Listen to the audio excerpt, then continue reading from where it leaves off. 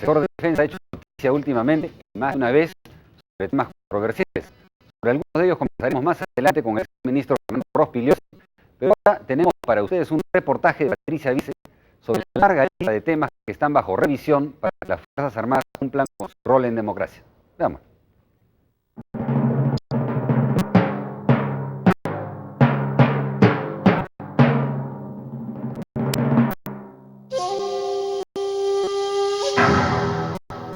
Por casi 2 siglos, la cultura militar ha formado una casta que se ubica en la otra orilla, con respecto a la sociedad civil.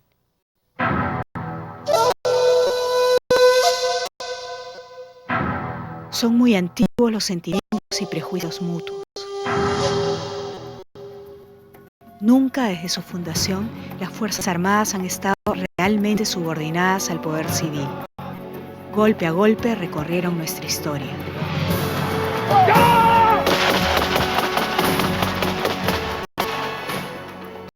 ¿Y qué aporta un ministro civil en la conducción? Primero, la clara voluntad de que las prioridades del proceso democrático rijan el desarrollo militar, y no al revés. La política de defensa la tiene que hacer el gobierno elegido. Entonces, el ministro tiene que ser el hombre del gobierno. Es un político, no puede ser un político recién invitado. Y entonces aparece la pregunta que más parece un dilema o un acertijo resuelto. ¿Cuál es el papel de las Fuerzas Armadas en tiempos de paz? La Fuerza Armada tiene que servir para fortalecer la democracia. En el Perú tenemos que dejarnos ya de ese mito, ¿verdad?, estamental, colonial, de que la Fuerza Armada es una institución. La Fuerza Armada es un servicio. Este servicio se tiene que hacer y deshacer según las necesidades del Estado. Una democracia débil con un ejecutivo lánguido. Venimos de 20 años de conflicto interno y del peor autoritarismo corrupto. ¿Cómo reconstruimos una Fuerza Armada después de un proceso de conflicto armado interno? En Argentina, las Fuerzas Armadas pidieron perdón al país. Como mínimo, nosotros esperamos una autocrítica verdadera.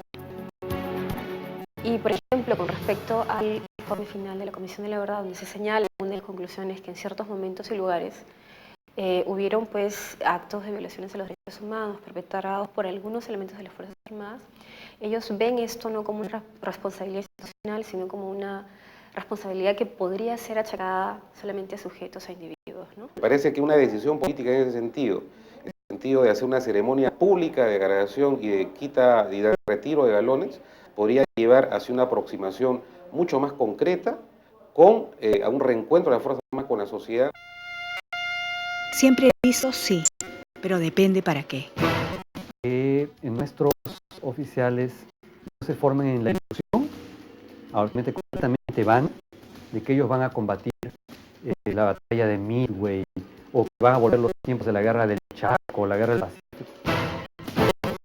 Y me parece que es muy importante que desde cadetes sepan que la guerra del presente y del futuro es una guerra de operaciones especiales en lugares muy poblados, donde hay que regular la violencia y hay que responsabilizarse personalmente si uno hace un uso desproporcionado de la violencia, y no ante el derecho de guerra, ante los derechos humanos. ¿Y las difíciles tareas de orden interno? Las tareas de orden interno corresponden al sistema de hoy, en este caso la policía. Cuando se decreta un estado de emergencia, quien debe ser el encargado de restituir el orden debe ser el presidente de región, y que debe encabezar, ¿no es cierto?, todas las responsabilidades y la planificación del control del orden interno con la policía y las Fuerzas Armadas. Y en este caso debe haber, digamos, un control civil inmediato sobre los actos que se desarrollan en el ejercicio de las funciones. El control del orden interno es una función que no conocen, que no saben hacerla y por lo tanto la han hecho mal. Una ley de desarrollo constitucional para regular con claridad los límites de la participación de la Fuerza Armada en temas de orden interno. Eso es fundamental y hasta ahora es pendiente. Pendiente también está la consolidación de la conducción civil de una vez por todas.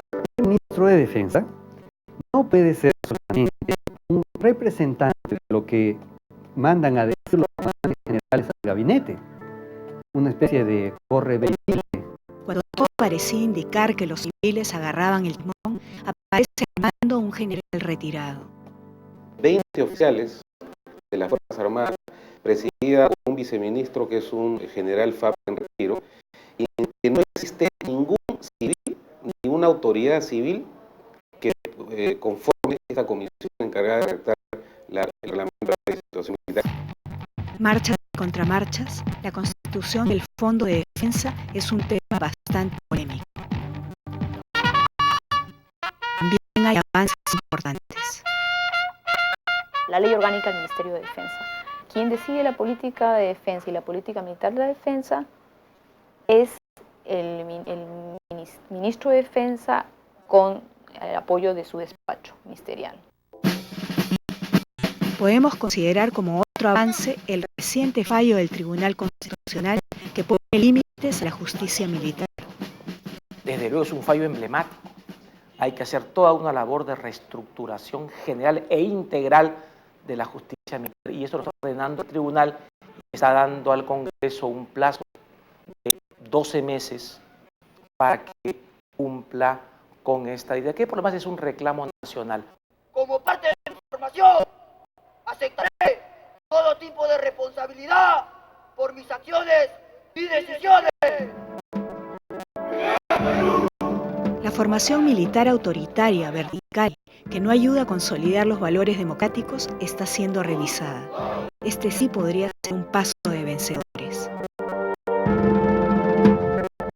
Todos los estamentos de las Fuerzas Armadas, desde oficiales, personal subalterno y personal de tropa, tienen que tener, de alguna u otra forma, algún tipo de conocimiento sobre el tema de derecho internacional humanitario.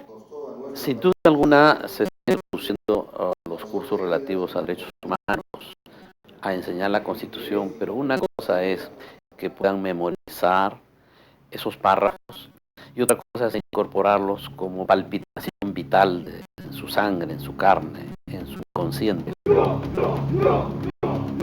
pasa cuando los cambios curriculares no van acompañados de prácticas equivalentes?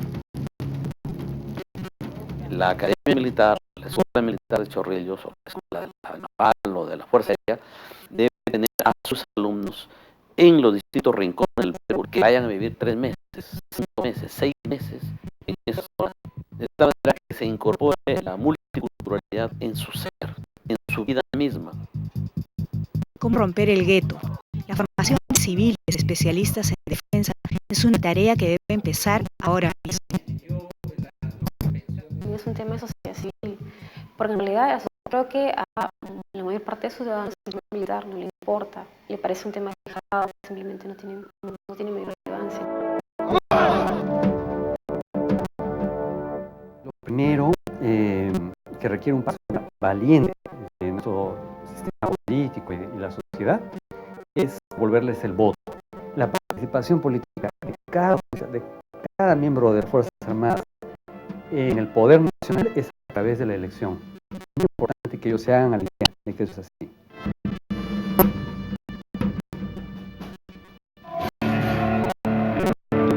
Una estrategia antitutelaje que le gane la guerra psicológica a las ideas caducas nos permitirá construir una democracia sin flancos débiles.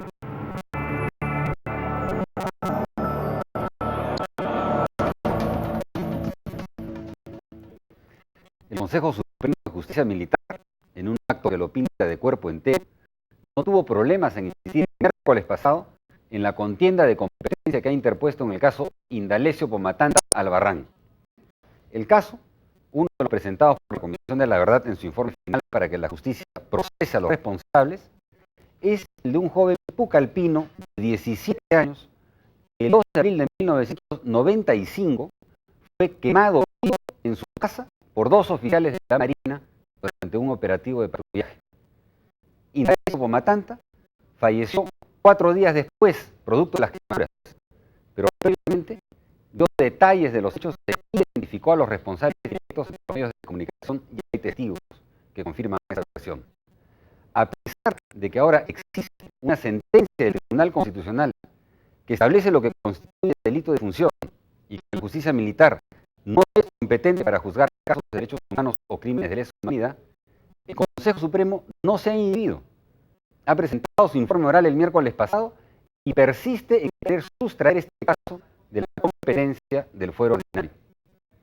Ahora está en manos de la Sala Penal Permanente de la Corte Suprema emitir un fallo que ratifique la competencia exclusiva de la justicia ordinaria y cumpla con la sentencia del Tribunal Constitucional.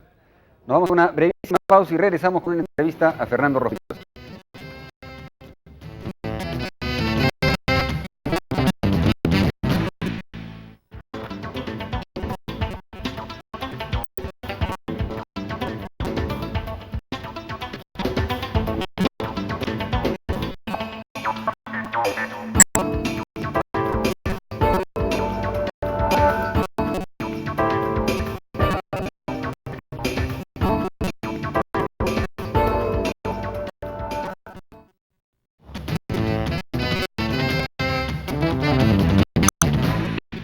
Estamos con el exministro del Interior, Fernando Rojas Biossi, para conversar sobre varios temas de actualidad de otro sector que él conoce de cerca, el sector de defensa.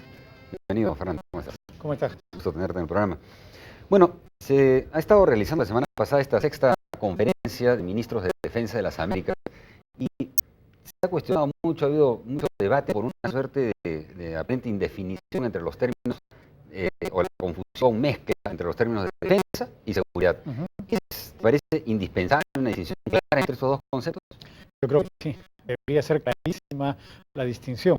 Yo he visto algunas noticias en el periódico en el sentido de que se está tratando de mezclar eso. Yo no estoy seguro que eso sea así, no he visto ninguna comunicación oficial y más bien vi en Canal N la otra vez en el programa Oppenheimer como el subsecretario de Defensa y el jefe del Comando Sur negaban esta posibilidad. Pero, en fin, habrá que ver los resultados oficiales de la conferencia, pero yo creo que hay que separar defensa y seguridad. Como producto de la reforma policial, nosotros hicimos varias propuestas, entre otras que en la Constitución deben estar separados estos dos sectores. No tiene por qué estar juntos, como si fueran una y la misma cosa. La defensa nacional, la defensa externa de Perú es una cosa y la seguridad interna es una cosa distinta. Por supuesto, como en todas las cosas hay algún tipo de relación, pero tienen que estar absolutamente separados. La defensa básicamente se circunscrita en la responsabilidad en el ámbito, digamos, militar y la seguridad que engloba un conjunto de aspectos que no se circunscriben al área o al ámbito militar. Claro. Yo creo que involucrar a las Fuerzas Armadas en asuntos de orden interno o de delincuencia o de narcotráfico es fatal. De hecho, hemos visto las consecuencias en el Perú, no estamos hablando de teorías. Cuando se involucra a las Fuerzas Armadas en la práctica en asuntos de narcotráfico desde fines de los años 80 y después del golpe del 92, legalmente se involucra a las Fuerzas Armadas, la corrupción de las Fuerzas Armadas aumentó a niveles increíbles y precisamente después de la debacle frente a Ecuador el año 95 se cambia esa situación y se saca a las Fuerzas Armadas de la lucha antinarcótica, porque lo que llevó eso es una corrupción tremenda y a debilitar a las Fuerzas Armadas. También intervenga en la lucha contra el contrabando, por ejemplo. Bueno, también, ¿no? Digamos, tampoco se trata de que no haya ningún apoyo, hay un cuartel, entonces en ese cuartel eventualmente se pueden depositar productos de contrabando requisados, en fin, pero eso no es que las Fuerzas Armadas intervengan directamente en este tipo de cosas. El peligro de corrupción es muy alto y los choques con la población lo único que hacen es crear problemas para las propias Fuerzas Armadas, como ocurrió en Puno el año pasado cuando se involucró a las Fuerzas Armadas en asuntos de orden interno y una movilización estudiantil de la que hay todos los días en todo el país terminó con un muerto, varios heridos y con militares procesados. Eso no debería volver a ocurrir. Claro, no estando las Fuerzas Armadas preparadas para esa función, ¿es posible pensar, como se ha debatido, una reconversión de las Fuerzas Armadas para cumplir ese tipo de tareas? ¿O sería preferible pensar, no sería? No, porque si se reconvierte las Fuerzas Armadas para tratar asuntos de orden interno, obviamente van a debilitar su entrenamiento para la defensa nacional. Las armas que tienen son para la defensa nacional, no son para tratar asuntos de orden interno. Y el entrenamiento es para la defensa nacional, es decir, para combatir en una guerra, que es muy distinto a enfrentarse a delincuentes o a temas de orden interno. Involucrar a las Fuerzas Armadas en asuntos de orden interno lo único que haría sería debilitar la capacidad combativa y disuasiva de las Fuerzas Armadas en los asuntos que sí son importantes. ¿Cómo entonces justamente este tema que se plantea? Hay grandes amenazas en estos tiempos modernos y uno de esos temas obviamente es el crimen organizado, pero también está el terrorismo y las fuerzas policiales a veces se demuestran digamos, suficientes, no tienen la capacidad para enfrentar este tipo de amenazas. Bueno, hay que fortalecer a la policía, si no tiene recursos hay que dárselo, pero no hay que meter a otra institución una tarea que ni es competente para ello. Digamos, en la lucha antiterrorista, en las ciudades, ¿quién obtuvo los éxitos? La policía. Así como en la lucha antiterrorista en el campo, fue la Fuerza Armada, cuando habían ya acciones en selva, en sierra. Pero en las ciudades que capturó a los cabecillas senderistas y la cabecilla del MRTA, fue la policía, no fue la Servicio de Inteligencia, fue la policía. ¿Cómo corresponde? Guzmán, Olay, Peter Cárdenas, todos fueron capturados por la policía. Y en la lucha antinarcóticos está la policía. Entonces, obviamente ya en asuntos más especializados como crimen organizado, como pandillas, como delincuencia, es la policía que tiene experiencia, tiene capacidad. Ahora, hay un número ínfimo de policías. Cada día tenemos 41.000 policías trabajando por la seguridad en todos los ámbitos, terrorismo, narcotráfico, delincuencia, todo.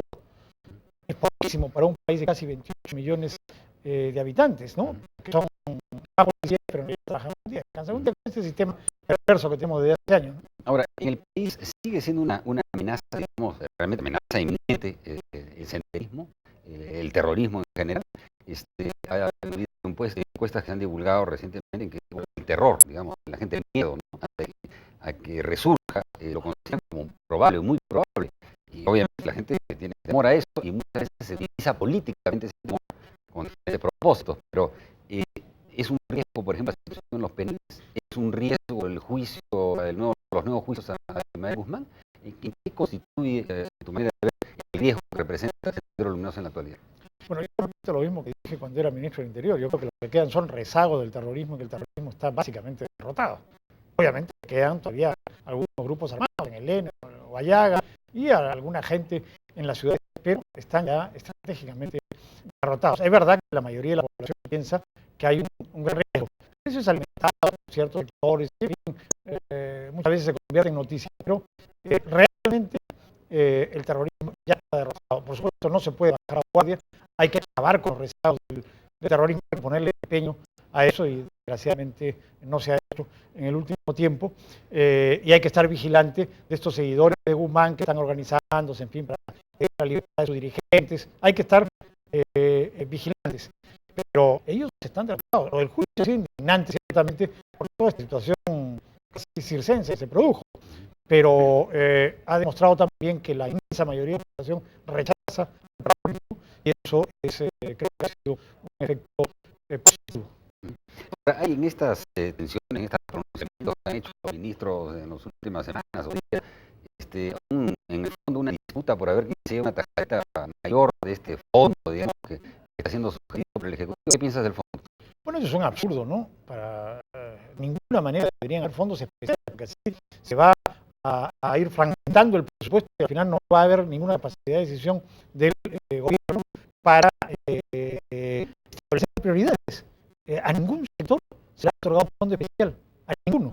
Y ahora se pretende que las Fuerzas Armadas tengan un fondo especial con los ingresos de las bajas y de que sea. Ahorita, por una decisión del Tribunal Constitucional, hay gravísimos problemas presupuestales, no hay dinero para nada.